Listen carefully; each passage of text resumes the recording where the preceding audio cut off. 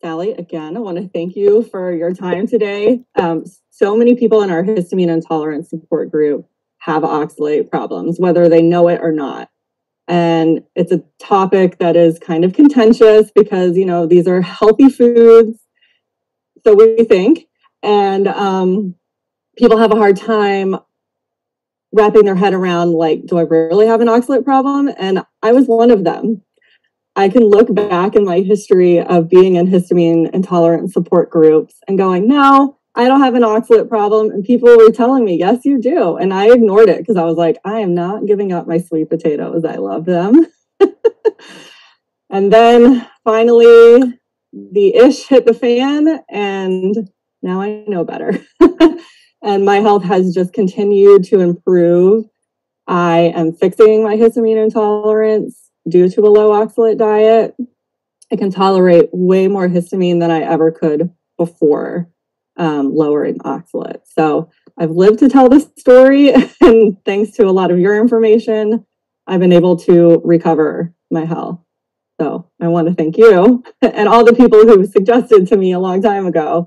And I'm sorry I didn't listen to you in the beginning. So let's learn a little bit about oxalates. I know you have a couple slides prepared for us too. And can you tell us a little bit about you and your story? Yes, well, I want to just honor you and acknowledge you for being a leader and a teacher and coming clean with your story of not being teachable, because most of us aren't very teachable. The more we think we know, and the more we cling to our lifestyles and the way we want things to be, the less chance we have to be contributed to. And so the efforts that you and I are making fall on deaf ears until someone is ready to hear it. And I just want to remind people of that, because if you yourself are like Christy and I, hoping to help others and they're not receiving the help, it's okay. Eventually they may benefit, and it's not up to us to decide their life path. But I'm always grateful when people become teachable enough. Unfortunately, we become teachable because our life is breaking.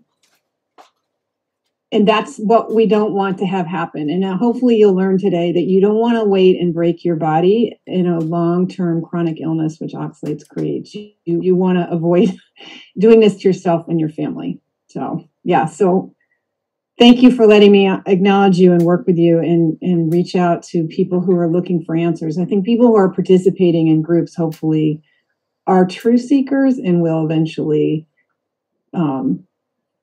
kind of pick up on what we're trying to share. Yeah, so yeah, I got into this the hard way by being broken for decades and decades and being completely shocked by the response my body had when I finally learned how to eat a low oxalate diet and did it appropriately and learned how to watch what's going on. Because that just isn't much information. This is really quite new to the modern ear, and it quite, as you mentioned, incompatible with modern ideas about how to eat. Because what we're finding through both science and personal experience is that the foods that are touted as super great for us are super toxic, hence the name of my book, Toxic Superfoods. Like, if you're piling on these high oxalate foods, you will get sick eventually. And if you are sick, you may try to use these, quote, superfoods to get better, and it won't work. You might think it works in the beginning, and it doesn't. So I was like floored that I had unnecessarily suffered with back problems and arthritis and fatigue and you name it, all kinds of disabilities, and it was my healthy diet doing it. And I felt very concerned for others in my situation, because you can't go to a doctor or anybody who's claiming to be able to help you with your health and hear that oxalates could be the problem. And I thought, my God, there's got to be someone else out there like me. I can't be the only one. I got to start talking about it. And what surprised me even more is how many people are affected by this. And I'm beginning to think like most of us have some degree of oxalate damage that causes us to be older sooner than we should and to die of things we shouldn't be dying of. So that's me. I'm like now going from ignorant to skeptical to research the heck out of this to prove to myself this is real. to trying to figure out how to teach it to others so that they have the opportunity to do this sooner rather than later. Yeah. And you've been a great teacher so far. Sally has these classes she does, like small group classes, and they are incredible. You pay a little bit of money. It's like $24, I think, Sally. Yep. And that price might go up just a tad. Got to cover the bills. Right. I get that. But she sends you a whole package of information plus the recording. So like if you ever get the opportunity to go to one of those, definitely try and make it. But let's learn about a little bit more. I do have some questions coming in the chat. I know I sent you some questions ahead of time too. People are asking what symptoms and lab testing, all of that. So do you mind just telling us what are oxalates?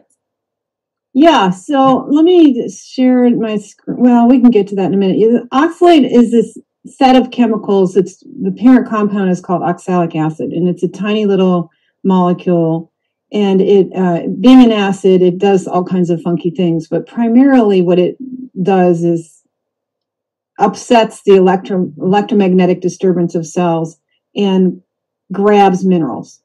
So it tends to form bonds with minerals like calcium, and calcium oxalate is the main calcium form in plants and in nature. That plants and nature uses oxalate to help manage calcium.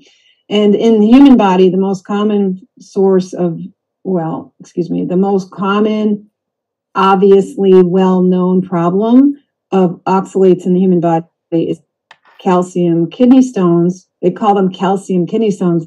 It's not really the calcium that's the problem. It's that they're oxalate kidney stones. So they're calcium oxalate kidney stones. Unfortunately, in the vernacular of medicine, they've been reduced to this idea that it's calcium stones. But a huge amount of calcification in the body has something to do with too much oxalate in the body. And most of the oxalate in our body comes from our diets.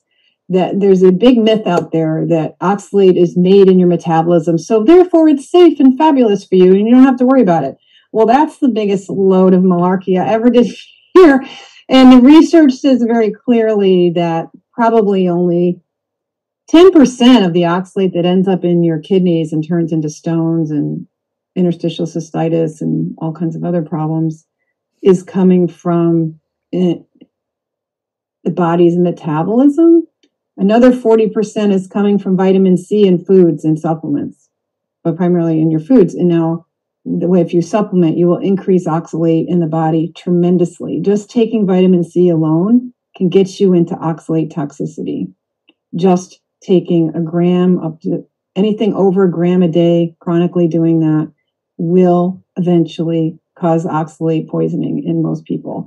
So you don't even need to be in love with sweet potatoes. You can just be, even if you're not supplementing a lot of vitamin C, if you're buying a lot of commercial foods that are fortified with vitamin C, you could be drinking all kinds of C electrolyte drinks and C pseudo orange juices and, all of that. So it's more than just our attachment to spinach and sweet potatoes and almonds. It's also this ubiquitous use of vitamin C, which is now being pushed because of COVID.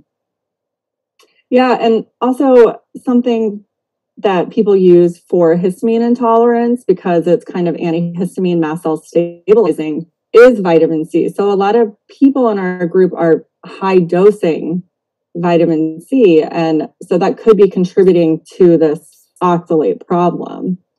So we're kind of in a conundrum here. Mast cell destabilization. Oxalate is the biggest culprit pissing off the mast cells. So you can't stabilize something that you're destabilizing with the same compound. It's kind of like a merry-go-round. You can't get off. Not get off, not that way. Not without cutting back on the vitamin C tremendously and the intake of high oxalate foods. In what way does the oxalate piss off the mast cells? How does that work? Let me show you some pictures. Great. How about we do that? Because I did pull up a few slides from my various slide things and even made a new one for you guys. Let's see if I can find what screen to share. Let's see if this is going to work. All right. Can you see a picture with a chemical form on it and some cleaners? Yes, we can. Okay. So that's oxalate. We talked about oxalic acid a second ago, and this is the compound here. It's 2 carbons with 4 oxygens on it. And in nature, it's always missing a proton over here. This hydrogen molecule is missing always at least one, so it has 1 negative charge. And it easily drops this other acid, this other proton, and has the 2 negative charges. And when it has the 2 negative charges, it hooks up to calcium. But this reactivity and ability to chelate things makes it a very good cleaning agent. You can do all kinds of cleaning tricks with it. And I have this picture of me holding this old container of oxalate because this is my mom's. I cleaned out her basement a few years ago with my help with my family. And down in her paint cabinet, she has all these oxalate cleaners because it's a great wood bleach. And when you're refinishing antique furniture, you can use it to bleach wood. It does all kinds of other tricks because of its reactivity. And maybe even that high oxygen content increases its oxidative stress. I haven't seen a lot of science about that. But consuming and being exposed to lots of oxalate from foods will lead to chronic inflammation. Often it's subclinical for a long time, but eventually it creates every misery known to mankind, aging and autoimmune conditions, and you name it, heart disease, heart attack, stroke, whatever. And it's causing vascular and injury to tissues. That is, the capillary beds and the blood vessels become weakened and fibrotic, and they become less able to deliver nutrients and oxygen to tissues. And they deliver the oxalate to the tissues, and so you get tissue injury. And in both cases, you can get the scar tissue formation called fibrosis, which is really not a good thing. Fibrosis is considered the 3rd leading cause of death. And of course, it's often chronic inflammation that can't be reined in that causes the final blow to someone who's sick and dies.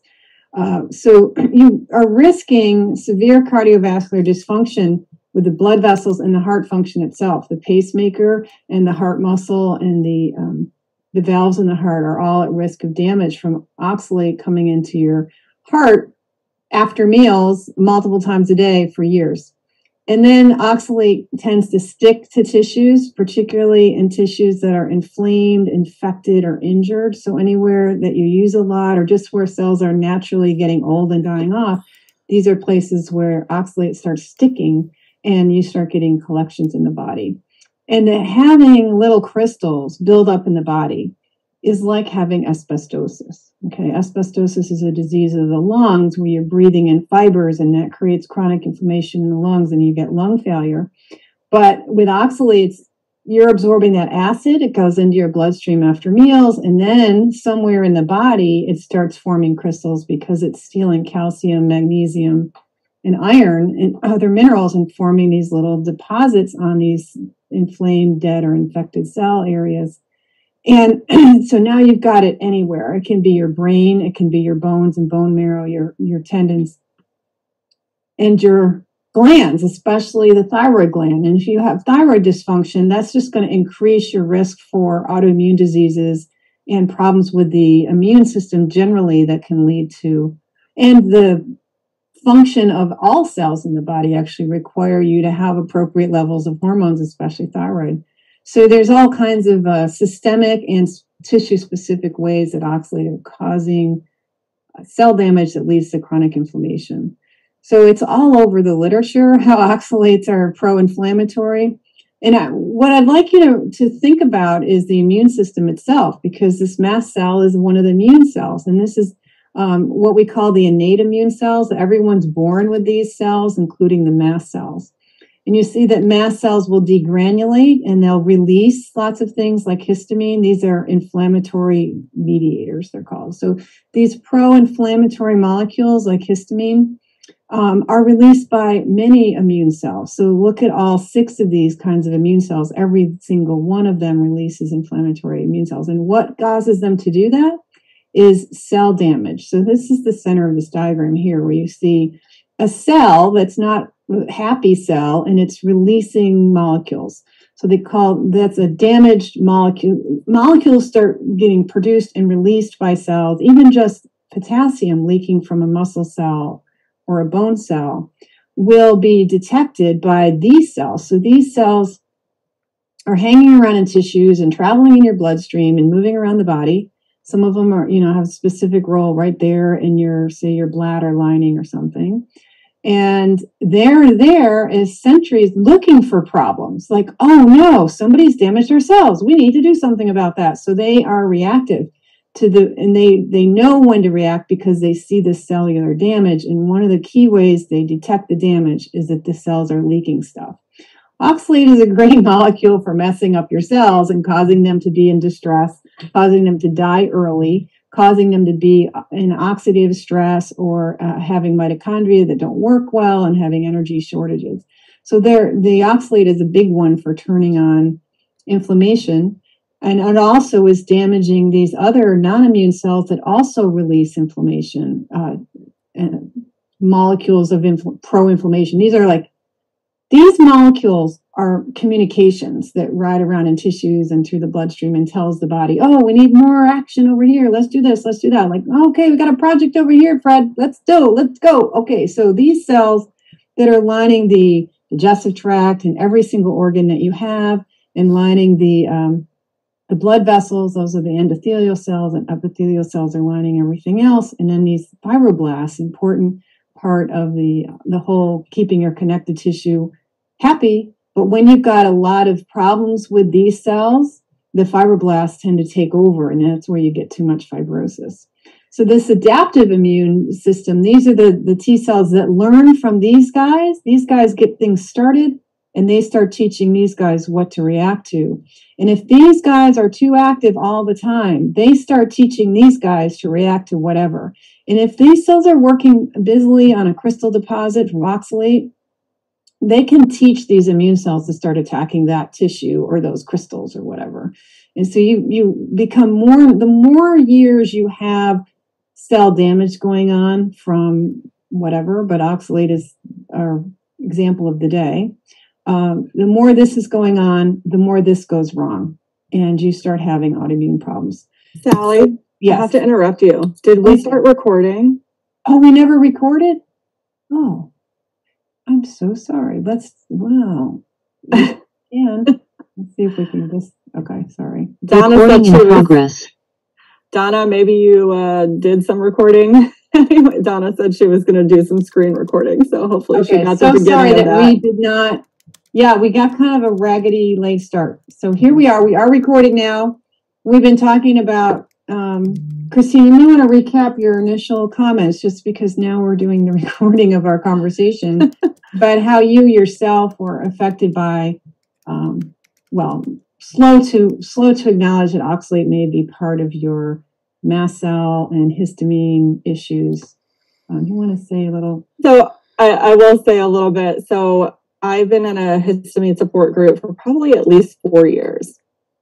And I have a myriad of health issues. And in the beginning of being in these groups, some people were saying you have an oxalate problem. And I ignored that, or not ignored it, but dismissed it, saying no to myself, like, these are really healthy foods. Like, I don't want to give up my sweet potatoes. They're so delicious. Like, my diet is so limited. I couldn't get out of bed. I couldn't hold my urine. I have a whole thing.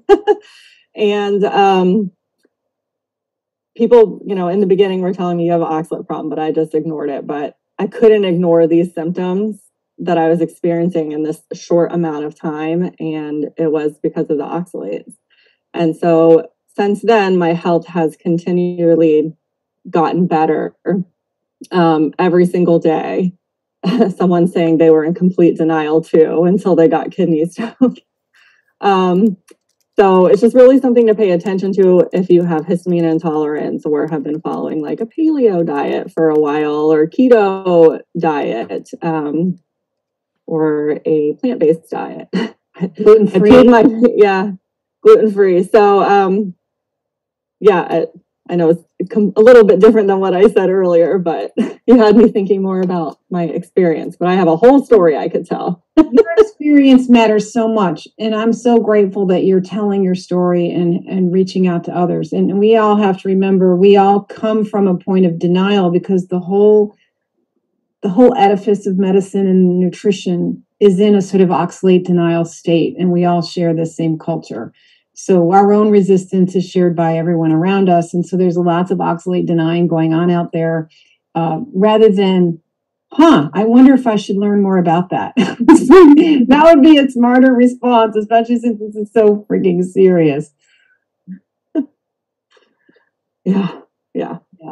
But so some people are in the chat are chiming in on how it's turned their health around too. They had to pay attention once the symptoms really started screaming.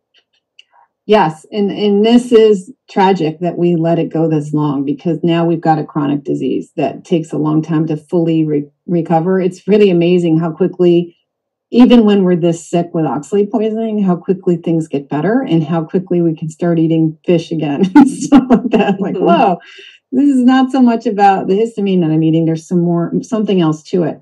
And understanding oxalate is such a great lever for so many health problems. So we started talking about this before we remembered to record, and we're kind of midstream into getting into why is oxalate so toxic, and what is it doing to the immune system that we end up with these all kinds of reactivities, sensitivities, and this inability to eat things with histamine in them, and how this is actually a temporary problem that can be turned around, as you've testified, that now you can eat a whole lot. Yeah, I can eat a whole lot more histamine. I'm still healing.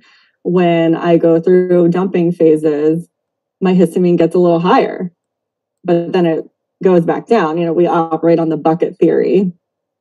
Yeah, well, see, your gut cells are producing a DAO that helps you break down the histamine in foods, and normally most of us have pretty decent capacity to break down that histamine. Even some people probably with leaky gut are doing okay with that. But when there's extra inflammation happening, either oxalates coming in or going out, obviously the ability of your gut cells to function well goes down. So their ability to produce the DAO enzyme is being compromised. So you have a deficiency in your ability to produce the enzymes that you need to be able to break down the histamine and therefore not absorb it into your bloodstream. Your gut is set up to deal with histamines and other toxic amines, but it's a sign that your gut's not happy and something else is making your gut unhappy.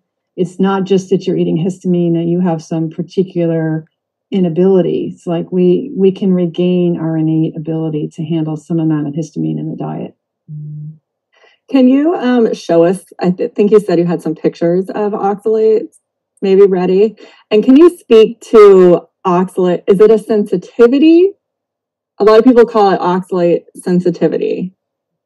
Well, it is a toxicity. Oxalate is a toxin. If you eat these cleaners and see how it has a skull and crossbones on it, oxalate is in these cleaners because of its ability to chelate minerals and bleach things, and it does all kinds of interesting things with some really simple techniques of having this little negative charge. So the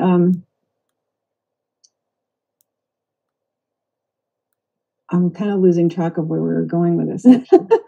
Sorry, you were on that slide about the mast cells and all the innate immunity. And so explaining how the damage to cells, and we're going to call oxalate the main damager here. There's other things that damage cells, but as oxalate damages cells, they release molecules that get the whole set of innate immune cells crazy, including these poor mast cells that degranulate. They have like these little hissy fit meltdowns in their effort to protect you from this. So these cells are hanging around in your body, detecting, oh, something's bad's happening to my cells. We're going to fix it. So I think of these guys as like little knights, and they jump on their white horses and they run off to defend the damsel in distress over here who's unhappy. And if they're overactive, you basically create a war zone in your body where there's little well-meaning warriors running around and just creating a mess of all your villages and towns. And it's just like, it's not good to live in a war zone. Just isn't. It's never good to live in a war zone. And this war zone activity should be very brief and specific. And it should be like a very, what do we used to call, I don't know, there's terms in war talk about how you can do a very targeted precise thing. Well, we'll just take out so-and-so's line in their power plant and shut them down. Like, we'll do this little thing. And that's what the inflammation will just be brief to help you recover. The point of this activity is to help you repair and replenish the damaged tissue. But if this is going on all the time, you get all kinds of long-term chronic inflammation, which is basically the cause of human suffering and not good. And oxalate has these different ways of affecting cells and promoting inflammation. I was trying to throw this together for you this morning. It's not beautiful yet, but here's a list, a preliminary kind of short list. It's already overwhelming to have 8 items on one slide, I realize. You are a mineral grabber, oxalate. You're grabbing minerals with this little charge here, the 1 or 2 positive charges. You're causing mineral malnutrition in a person who eats a chronic high oxalate diet. You're not getting enough calcium and other minerals from your diet when you eat a lot of sweet potatoes and spinach and high oxalate foods. You also, once the oxalic acid gets in the bloodstream, it's disturbing your calcium levels and other electrolyte levels in the blood, but it also can be occurring down at the tissue level. So right there in a heart muscle or any kind of nerve or muscle, if the electrolytes are messed up, the cells can't function properly. And that can create things like heart block, which is a failure of the pacemaker, where you go into arrhythmia and the heart stops beating appropriately and you drop dead of a heart attack. That can just be because of low calcium in the blood.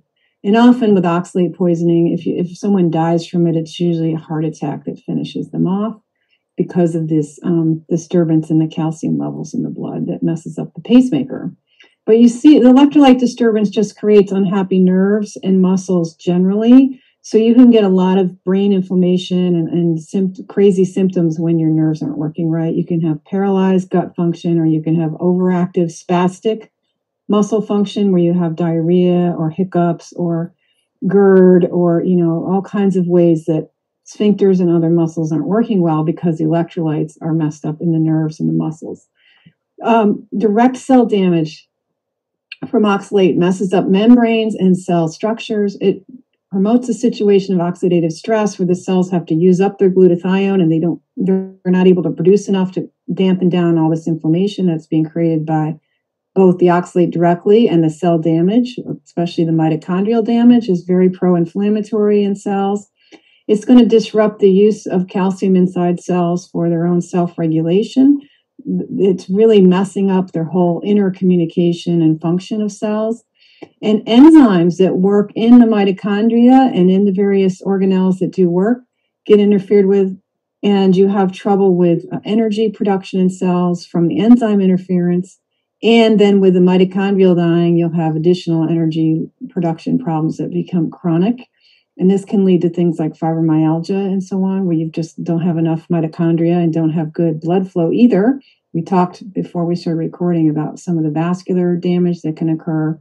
And then as you continue to eat oxalate in and out, day in and day out, crystal deposits develop, and they tend to develop in areas where you have chronic inflammation, or you have infection, or you have injury, or you just have cells dying, and cells die every day.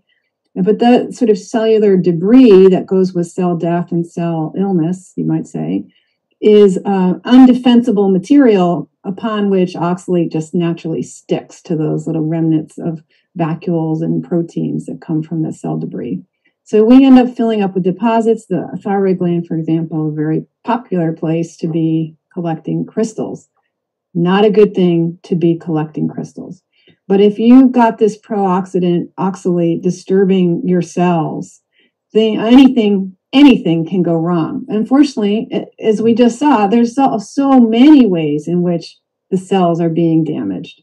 And damaged cells means damaged tissues, means a damaged life in the long run. If it's too many cells and starting to really affect the sort of meta control of the way nerves and muscles work, the way your glands and hormones are being produced, and so on. So you've got all kinds of issues with oxalosis. Means oxalate accumulation or high oxalate in the body that leads to these crystal deposits, which will dysregulate your metabolism of all kinds, including blood sugar control, and you will end up with some kind of disease in the long run, even if it just looks like early aging, dementia, arthritis, osteopenia, and so on. But these are not good when you have broken enzymes, you don't have enough energy in the cells, your mitochondria are dead and dying or struggling, and all of that creates chronic inflammation. Every one of these things promotes the immune system going, my cells are in trouble, my cells are in trouble, my cells are in trouble. And they keep telling everybody, they keep putting out cytokines, putting out messengers that says, my cells are in trouble, And so you get into this chronic inflammation that can become an autoimmune condition. Oxalic acid is an anti-metabolite. So what I was saying before, it's interfering with the metabolism in cells. It's blocking enzymes. It is a pro-oxidant, and it especially damaging to immune cells. So you can damage immune cells after your spinach smoothie. There was one study that showed it only took 40 minutes after modest spinach smoothie to cause those cells, those circulating monocytes in the blood, to start throwing out pro-inflammatory cytokines and showing damage to the cells, the immune cells. So now you've damaged your immune cells after you've eaten spinach, a smoothie, etc. But you're also going to have crystal formation in the body. Now, the ion itself is bad enough, but the crystals, these little things around the bottom of this are meant to be oxalate crystals. And the red is illustrating the sort of electromagnetic toxicity that they have. And this thing in the middle is a cell, is a cartoon of a cell. And it's showing a cell membrane, which has 2 layers of fats in a cell membrane. And there's certain kinds of fats that only belong on the inside called phosphatidylserine. But when a crystal comes along, it flips. And so these little yellow blobs here, this is the polar end of the fatty acids here. They're flipping to the outside. They call this the outer leaf. So you see on this side where the crystals are, you get this inversion where the inner membrane molecules flip over to the outer membrane. Now, this is something that your immune cells don't like. When they detect that, they know this cell needs to be taken away. So they'll come along and eventually clear away that cell. But in the meantime, you've got crystals inside the cell. And when the cells pick up, the cells will internalize these crystals and put them in these little vacuoles called liposomes, which can later break it back down into the oxalic acid ion again. And that ion can go ahead and grab some other calcium that's messing up cell function. But also it's creating this oxidative radical. See this O2 with extra? This is reactive oxygen that collapses and damages, kills off your mitochondria, increases more, and that death creates more reactive oxygen species, more inflammation and oxidative stress. And taking vitamin C does not fix that. Taking vitamin C increases that.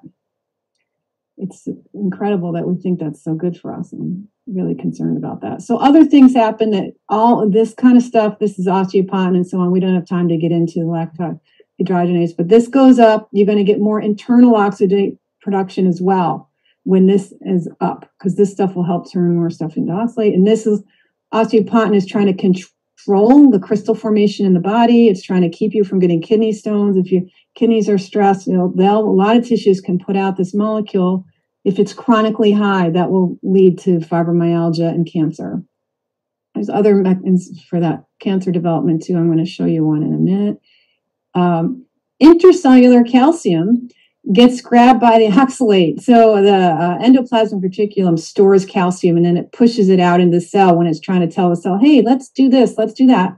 But you got these oxalate ions that come in, they start grabbing the calcium, and that's like taking the messenger and killing the messenger. So if you're a kingdom and you got to tell your neighboring town to go do such and such or bring us a load of corn or hay or cotton, you send your messenger guy out there to say, okay, bring us some cotton. And the messenger gets kidnapped on the highway and the message never gets there. So the cell function starts breaking down when you have oxalate ions getting into cells and grabbing the calcium that's supposed to be helping the mitochondria and the cell function. That's really interesting science. We could spend hours talking about calcium in cells and how important it is as the universal, as they call, secondary messenger. So the endoplasmic reticulum is this very interesting organelle that stores calcium and does a lot of other things. But you can see when the endoplasmic reticulum is unhappy because there's oxalate around, you got some big cell problems. And this can lead to cell death. Okay, so crystals forming in your tissues will create all kinds of issues depending on where it's collecting, and where it collects in any particular person is very idiosyncratic. But you're going to get tissues that now are in a state of chronic inflammation. That's called arthritis and other itises of having chronic inflammation. So it's not too unusual to end up with facet joint arthritis in the back, like I have, thanks to my oxalates. That can be pretty disabling and make you a pretty sucky old person pretty fast. So here's an example of science where there's only a couple of studies that connect oxalate directly to cancer formation. There's lots of studies that say, well, osteopontin creates cancer and this and that. Like, you can see different other mechanisms, but there's two studies that are fairly recent that looked at either the ions or the crystals. This is the one with the ions. There's another one that this is the one with the crystals. There's another study that showed that ions do the same thing. And what's happening here in this is what they call a visual abstract of this study from 2019, is that because there's crystals in your breasts, the breasts are prone to collecting oxalate crystals, probably because breast cells know how to concentrate calcium. And oxalate and calcium are attracted to each other. So oxalate tends to go in places in the body where there's a lot of calcium. So the calcium, having crystals in your breast is not good. That's a danger signal. That's a problem. And immune cells try to manage it, but if they're not managing it in a way that's insulating it from the local cells, they're going to try to eat it. And these monocytes come along, and macrophages try to eat the crystals. And that is often difficult to do. And they get into this cycle of what we call frustrated phagocytosis. And that causes a change in these standard breast cells and turns them into these weird sort of stem cell-like cells that can migrate around and become cancer. And so this is transformation, this transforming this normal breast cell into these cells, and these cells create both cancer cells and this additional calcification in the breast that is hydroxyapatite, is the mineral of bones, because you're changing the epithelial cells into bone cells. And the way what's happening is you're just reading a different part of the genome. Each cell is supposed to express certain parts of the gene to be the cell that it's supposed to be. And you can start turning them into something else when you damage it with oxalate, and they start becoming bone-producing cells.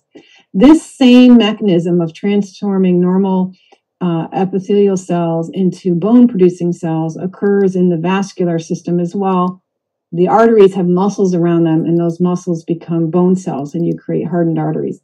And oxalate is a major trigger for making that happen. So we've got this recent study that shows that oxalate creates cancer in the breast and the calcifications associated with very malignant and aggressive cancers. And the other study, I don't think I put the slide in here for you guys, showed same thing with this cancer cells coming from the ions as well. So both the crystals and the acid can create breast cancer, and based on just a limited number of studies. And I think too that once you're full of crystals, by the way, your chances of becoming a breast cancer person continue even on the low oxalate diet, because the low oxalate diet promotes this engagement of let's get rid of the crystals effort. So once you quit eating oxalate, the body is more likely to try to get rid of these crystals.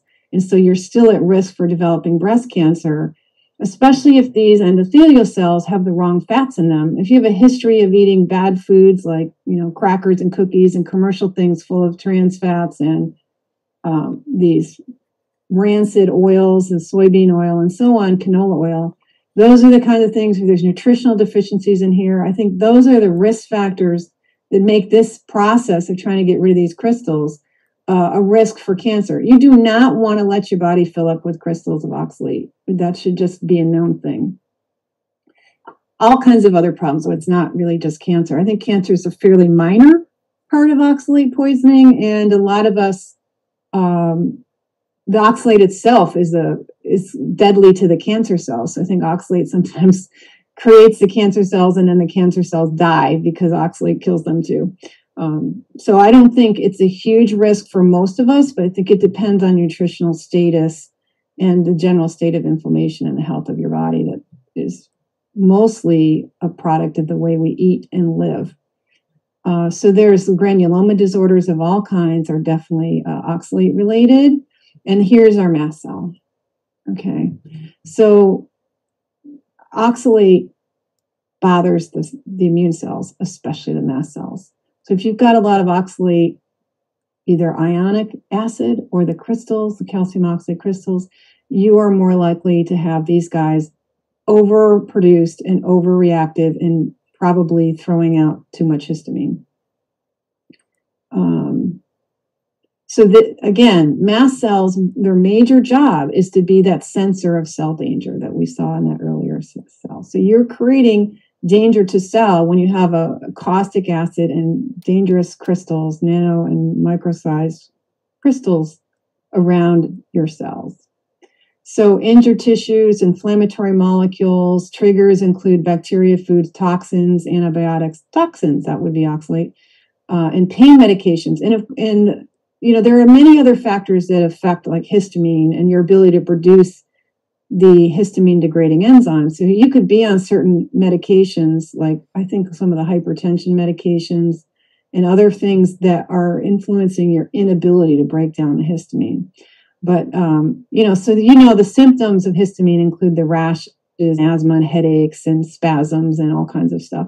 And interesting, this cold sensitivity, I think this whole process is also involved in a condition called Raynaud's syndrome, where you become someone whose vascular system can suddenly snap down and stop the flow of blood into your fingers.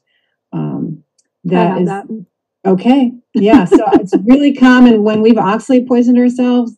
That's a common problem to have, is that Raynaud's syndrome. But bladder pain, endometriosis, migraines, these are all inflammatory conditions. Like the immune cells in your bladder start getting trained up to be very reactive to the oxalate that you pee out, because your bladder is the final stop for oxalates as they're leaving the body. The kidneys clear the oxalate out of the bloodstream, and the poor bladder has to hold them every day it's holding oxalate crystals and oxalate ions.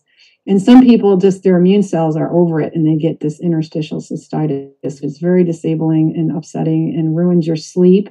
And when you can't sleep, you become a pretty miserable person who's having a tough time with every aspect of emotional and mental good health and cognitive function. Before I realized oxalates were an issue for me, I was peeing 1 million times a day and had interstitial cystitis and incontinence and all the things, vulvodynia, all of that. But yeah. All of that. And that's because your immune cells love you. Right. It was like, get it out. They're upset because this toxin is really damaging the bladder and these tissues, and they've just over it. And they're just and it's so amazing that the body can pull back from that and stop. Even on a low oxalate diet, sometimes the level of oxalate in your bladder continues to be high in little spikes. But at that point, the body takes little breaks and it goes on and off, putting oxalate into the urine. And so those little breaks are enough to let everything reset and improves your tolerance for oxalate in your urine. It's quite cool. I mean, the body is really wanting to do the best it can and make your life as good as it can. You just aren't cooperating. But once you start cooperating, it's going to reward you, right? Yeah. Yep. You are giving us so much information. And I know that a lot of people in the group, this is like one of the first times they've ever heard of oxalates. Can I ask you a few kind of rapid fire questions? Yes. So for the beginners, there's the beginner's guide. Which you have on your website, right? Yeah. Okay. Yeah, I shared Sally's website in the chat, as well as some other links for her book. We can stop sharing. I'll just share with you. Yeah, please. Last two images. This book where I've tried to summarize all this stuff in a sort of simple, like get through it kind of way that talks about more than just like the mechanisms of disease and how to get better. but try to explain why you don't know about this and why we're missing the boat and what's wrong with the current nutrition of, ideas. And so I think this is helpful to have in your wheelhouse if you are debating, like, what is a healthy diet with people. Some of what I've put into this book might help you make sense of it for yourself and for others. So if any of you are willing to pre-order that, we might even be able to make it like a little bestseller when it comes out in December, because enough of us will have all queued up to buy it on that same day. So I ordered it as soon as I could pre-order. That's awesome. So I'm going to stop sharing so we can see each other again. Oh, hi. Hi. Oh. So there are a lot of questions with testing. Like, can we test for oxalates? Can you talk a little bit about that and like the oats test or blood work?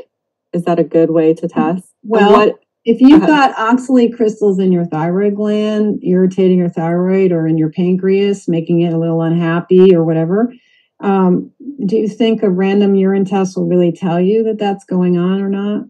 That's not possible to in any kind of accumulative toxicity disease. It's not possible to quantify how filled up you are with this stuff.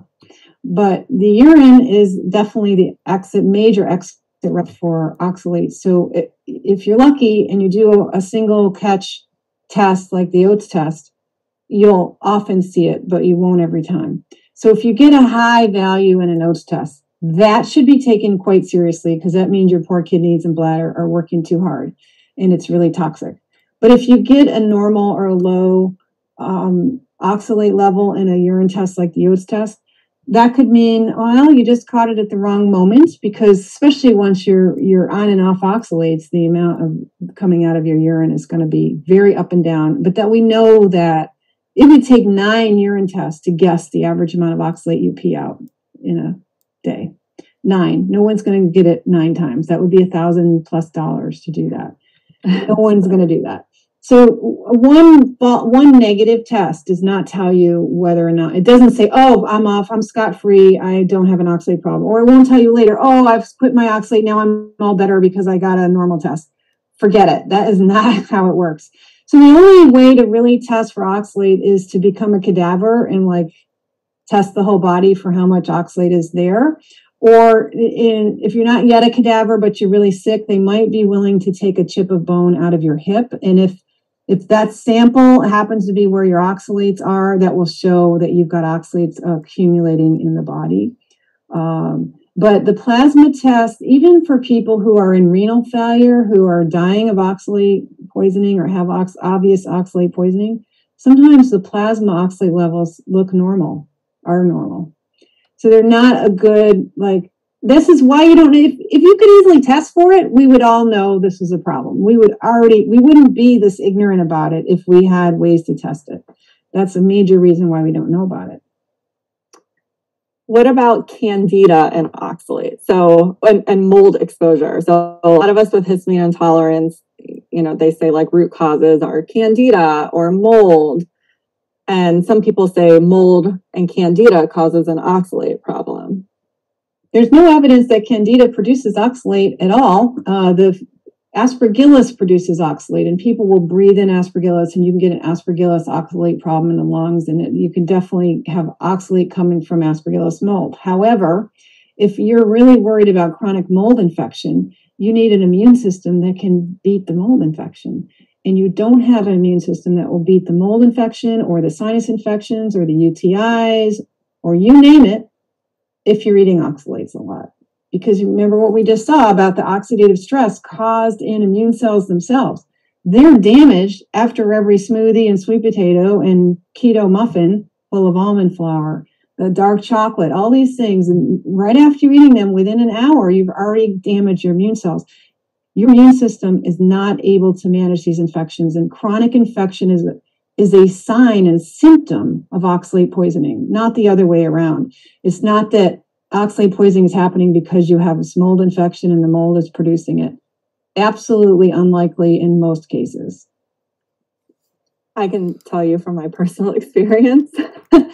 I had chronic yeast infections, vaginal yeast infections for years that were unresponsive to treatment. And I don't have them anymore. So my chronic sinus infections. I had chronic sinus infections at least since I was age 17 until I was 49 and went on this diet, and I haven't had one since. And I'm 58 now.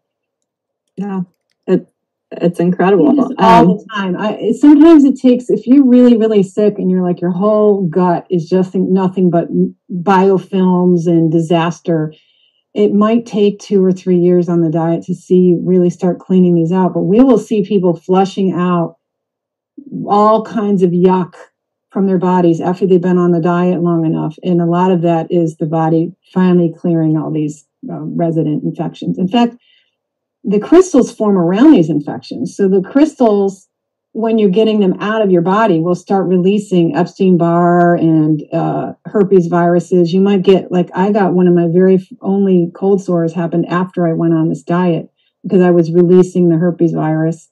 And same with Epstein-Barr. I had both Epstein-Barr virus and Lyme disease show up around year 4 of this diet. And I needed to take 1 round of Doxy to finally knock it out. And I'm fine now.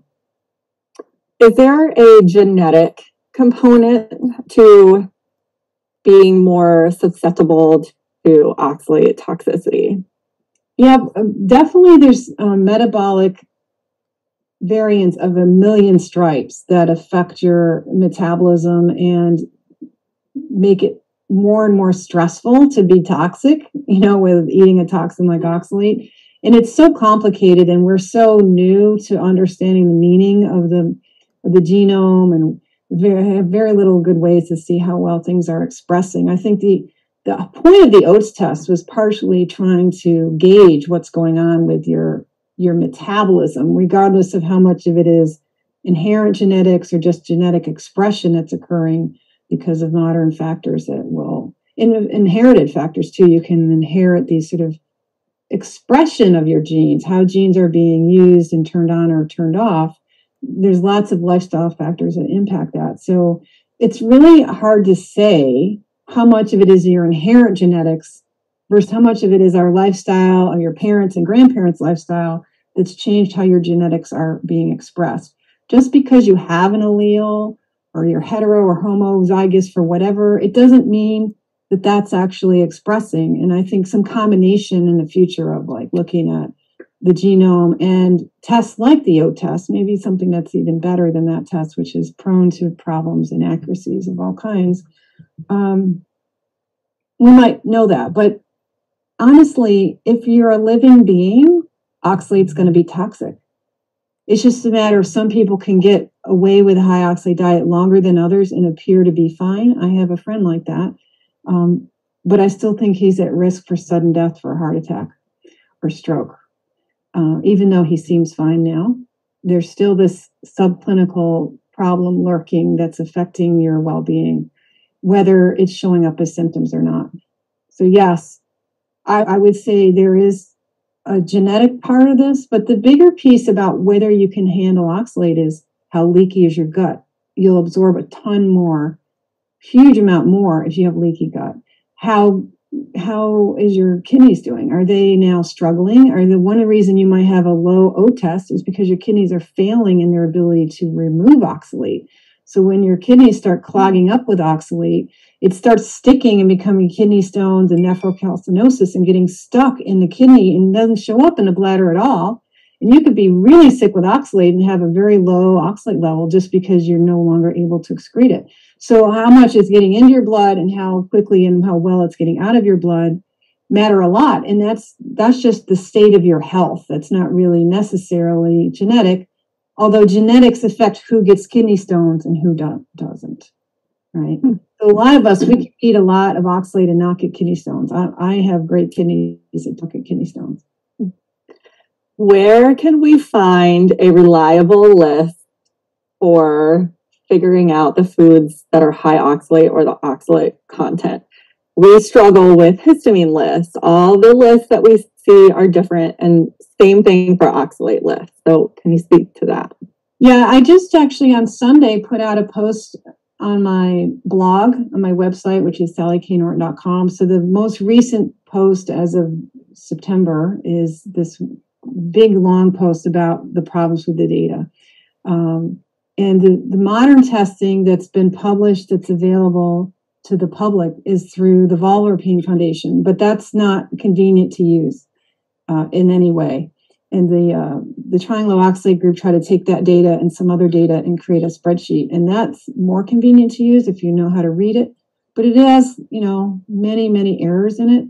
So I've been working on a database, and we'll be issuing a big, detailed, curated, says, okay, there's all of these 18 tests of spinach. How do we guesstimate how much is in the spinach and so on? So that is coming, but you don't actually need that detailed a list generally. If you just use like my beginner's guide list and get off that really toxic foods, that is an excellent place to start, and not like get your head all in a ball of wax over the data.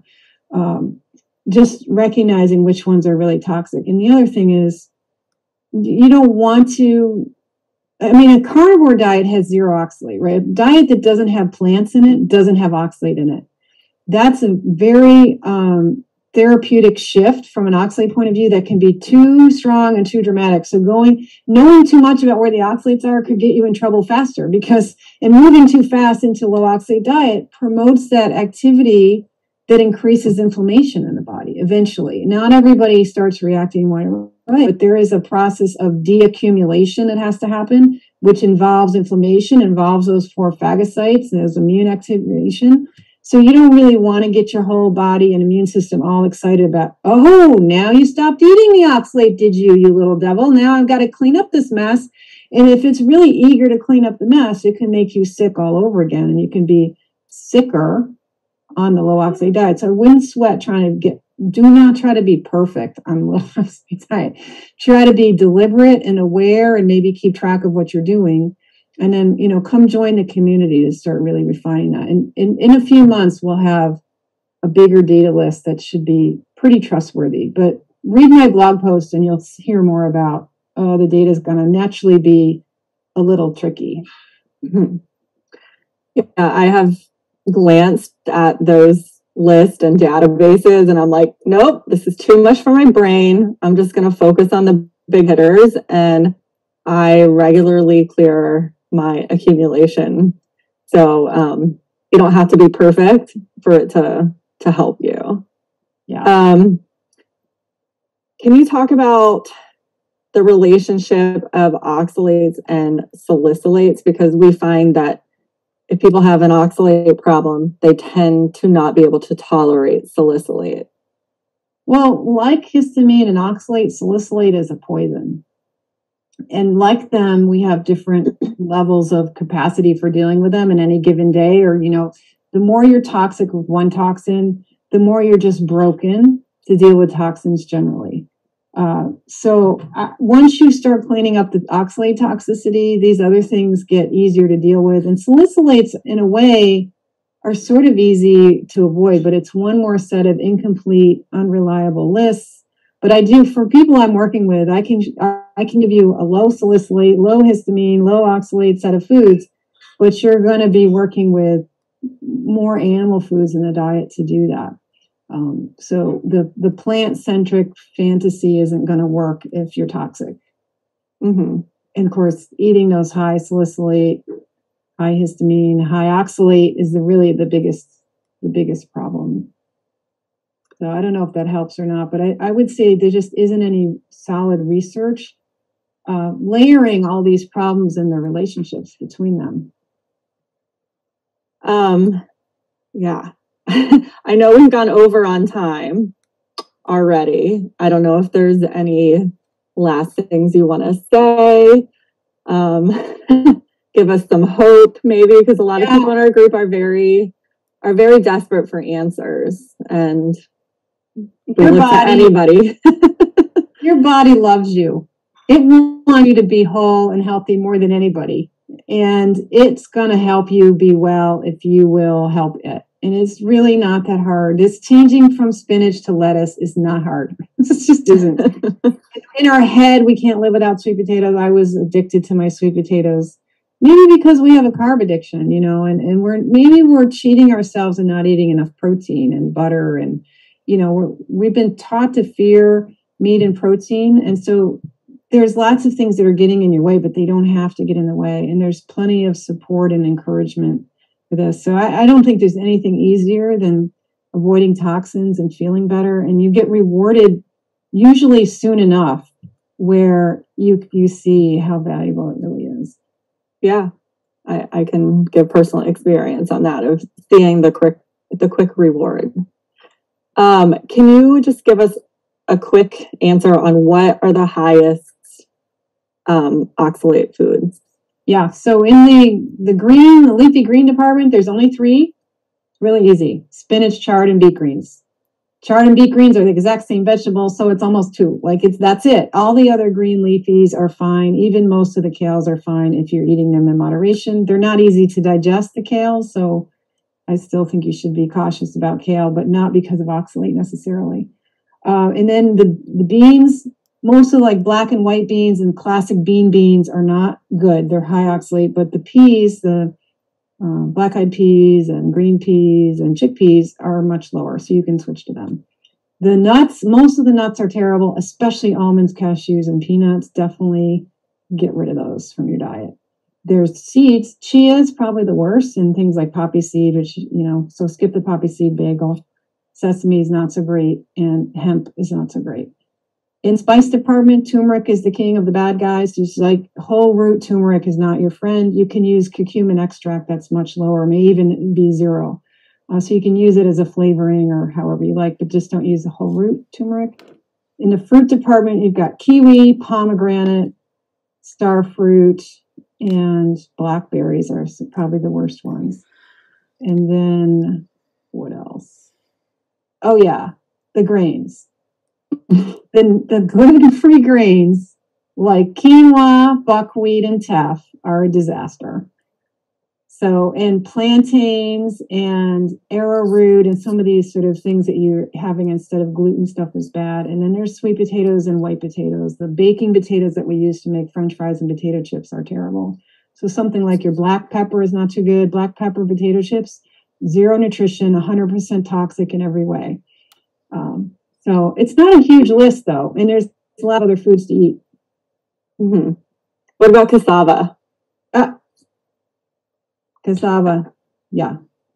We tend to eat a lot of cassava. It's a lot of the low histamine vegetables like beets and chard and almonds become a staple of our diet on a low histamine diet, which I think can kind of lead people into having more oxalate problems.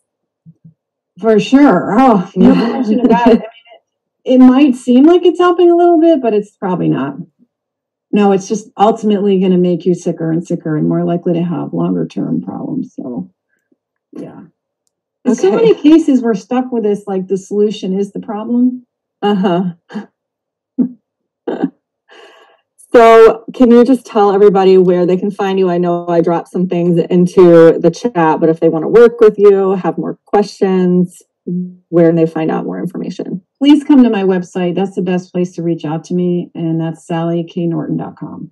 That's the easy thing. I am on Instagram, but I've been so busy, I haven't even had time to do a lot of posting. And I've got way too many DMs going on right now. So the website is the place to learn a lot, get a cookbook there. There's a PDF there with almost 200 recipes, and there's some free recipes on the site. There's lots of information there. That's a great place to start, and you can reach out to us there. You can sign up for a group class, a small group classes. We're having one today, and then you'll have opportunity to sign up for a consult if you come to a class. Yeah, like I said earlier, I think before we start recording, those classes are amazing. You get so much information, a packet of information. They're incredible. So thank you. We're going to post this recording where? YouTube. It'll be on my YouTube channel, which is, I think, called Be Free to Thrive. I can't even remember. I'll send you that. I will put it in. Yeah. Well, you can find me on YouTube. I mean, I'm findable now. Yeah. And I will put you put the link in the group, obviously, for this conversation. So sorry that we forgot to record the beginning. Yeah, Zoom jitters that get to you. Yeah, or get to me. We're trying to pack a lot in. We're trying to rush to get things done. And right.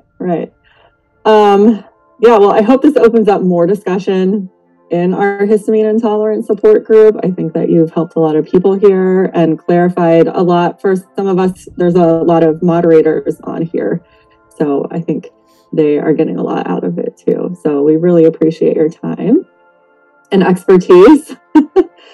And it's so great to have people learning about this out there. It's really exciting. I'm counting on all you guys to pass it forward and help other people and make this a more widely known thing, because they're not finding help from professionals. So we have to do it at the grassroots level. So I honor the fact that you're all trying to help each other, and hopefully I can help you guys help each other in a more right direction than we used to have.